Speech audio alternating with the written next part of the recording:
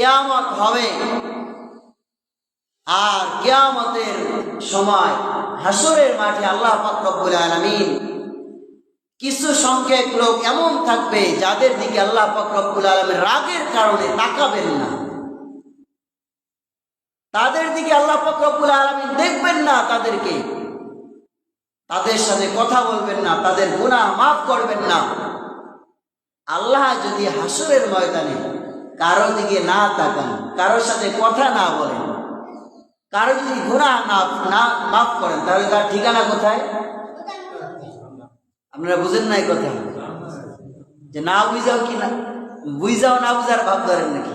যে যদি হাসরের ময়দানে আল্লাহ পাক রব্বুল আলামিন যদি কারো দিকে যদি না তাকান, কারোর সাথে কথা না বলেন, যদি কারো গুনাহ না মাফ করেন, তাহলে তার ঠিকানা কোথায়? জাহান্নাম। সে জাহান্নামের বাসিন্দা। এরকম কিছু লোক থাকবে যে আল্লাহ পাক রব্বুল আলামিন রাগের কারণে, যদিও আল্লাহ তাআলার কাছে ৯৯টা